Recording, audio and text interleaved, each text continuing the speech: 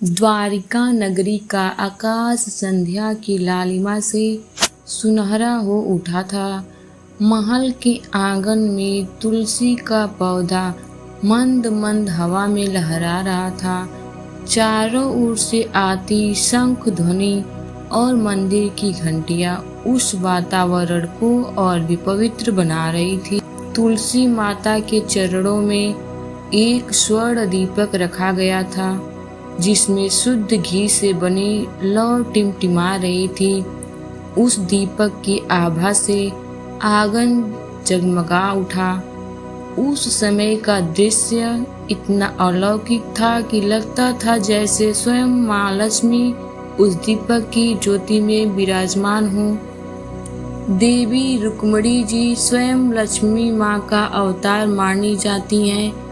उस दीपक को देखकर मन ही मन सोचने लगी, मैं तो स्वयं धन और वैभव की देवी हूँ। फिर भी हर कोई कहता है कि संध्या समय तुलसी के पास दीपक जलाना आवश्यक है।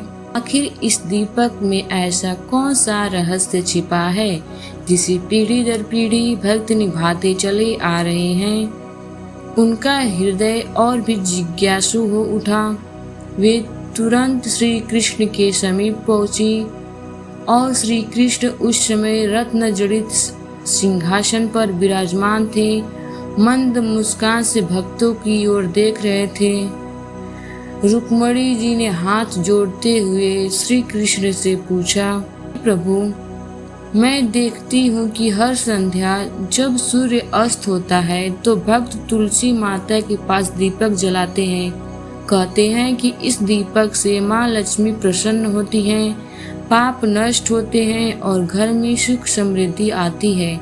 लेकिन हे माधव, ये दीपक केवल तुलसी के पास ही क्यों जलाया जाता है? क्या इसके पीछे कोई पौराणिक रहस्य है या केवल यह एक धार्मिक परंपरा मात्र है? रुक्मिणी जी ने गहन नजरों से श्री कृष्ण की ओर देखा, मानो वे संपूर्ण सत्य को जानने के लिए आतुर हों। श्री कृष्ण मधुर मुस्कान के साथ बोले, हे प्रिय, तुम्हारा प्रश्न केवल तुम्हारा नहीं बल्कि हर उस भक्त का यह प्रश्न है जिसने कभी न कभी तुलसी के पास दीपक जलते हुए देखा होगा। यह दीपक कोई साधारण दीपक नहीं होता।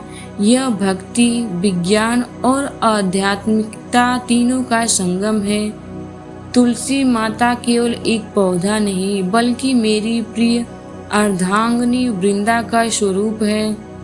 जो दीपक तुलसी के पास जलता है वो केवल लौ नहीं देता बल्कि भक्त के जीवन से अंधकार मिटाकर समृद्धि, स्वास्थ्य और मोक्ष की ओर मार्गदर्शन करता है। श्री कृष्ण ने विराम लिया और रुक्मिणी की ओर देखा, मुस्कुराए और बोले, अब मैं तुम्हें वह रहस्य सुनाता हूँ जो शायद ही किसी ने विस्तार से सुना होगा।